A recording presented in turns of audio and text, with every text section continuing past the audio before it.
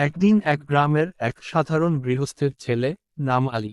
আলী ছিল খুব ভালো, সৎ এবং ধার্মিক ছেলে।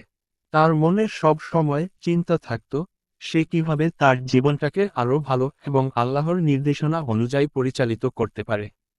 একদিন আলী এক বয়স্ক শিক্ষকের কাছে গিয়ে জিজ্ঞেস করল, মাস্টারজি, জান্নাত ও জাহান্নাম সম্পর্কে আপনার কি কিছু জানা আছে? আমি জানি যে জান্নাত হলো স্বর্গ এবং জাহান্নাম হলো নরক, কিন্তু আমি জানি না কেন আল্লাহ মানুষকে এই দুইটি পরিণতির মধ্যে শাস্তি অথবা পুরস্কারের মধ্যে ফেলে দেন। মাস্টারজি আলীর প্রশ্নে একটু চিন্তা করে বললেন, আলী, জান্নাত ও জাহান্নাম আল্লাহর প্রদত্ত দুইটি চরম পরিণতি, যা মানুষের কাজের উপর নির্ভর করে। জান্নাত হলো সেই স্থান যেখানে আল্লাহর সন্তুষ্টি অর্জন করা ব্যক্তিগুলোকে পুরস্কৃত করা হয়। সেখানে কোন দুঃখ বা কষ্ট নেই, শুধু আনন্দ, শান্তি ও সুখ। কিন্তু জাহান্নাম হলো সেই স্থান যেখানে আল্লাহর আদেশের বিরুদ্ধে যারা কাজ করেছে তাদের শাস্তি দেওয়া হয়। সেখানে অশেষ কষ্ট, অগ্নি ও দুর্ভোগ অপেক্ষা করছে। আলী খুব মনোযোগ দিয়ে শুনছিল। তিনি মাস্টারজির কাছে আরও জানতে চাইলেন, মাস্টারজি, কি করে আমরা জান্নাতে যেতে পারি এবং জাহান্নাম থেকে বাঁচতে পারি?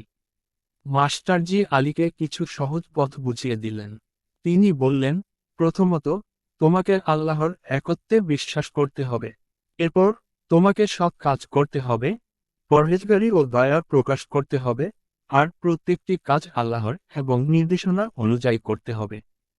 আলী এসব কথা মন দিয়ে শুনল এবং দৃঢ় প্রতিজ্ঞা করল যে সে তার জীবনে ভালো কাজ করবে এবং আল্লাহর পথে চলবে।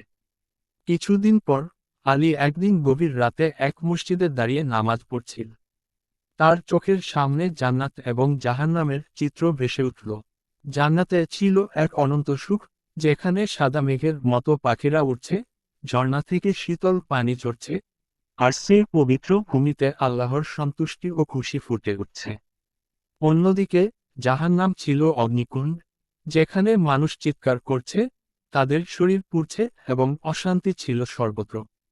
আলী তখন আল্লাহকে ডেকে বলল, হে আল্লাহ, আমি জানি যে আমার জন্য জান্নাতটাই সবচেয়ে ভালো। আমি তাতে যেতে চাই, কিন্তু আমি জানি না আমি কোন কাজ করতে পারবো যে তোমার সন্তুষ্টি লাভ করতে পারবো। তুমি আমাকে ক্ষমা করো এবং আমাকে সৎ পথ দেখাও। সেই রাতে আলী নিজের দুঃখ, কষ্ট, ভুল এবং অনুশোচনা প্রকাশ করে আল্লাহর কাছে তাওবা করল।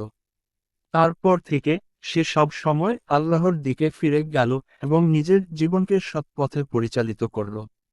বছরগুলোর পর আলী যখন মৃত্যুবরণ করল, তখন তাকে জান্নাতে প্রবেশ করার জন্য আল্লাহর দরবারে পাঠানো হলো। সেখানে সে শান্তি, সুখ এবং আনন্দের সাগরে ডুবতে থাকল, আর জাহান্নামের কষ্টগুলো ভুলে গেল। এই গল্পটি আমাদের শেখায়, জান্নাত ও জাহান্নাম শুধু পরবর্তী জীবনের চূড়ান্ত পরিণতি নয়, বরং আমাদের বর্তমান জীবনেও আমাদের কাজের উপর নির্ভর করে।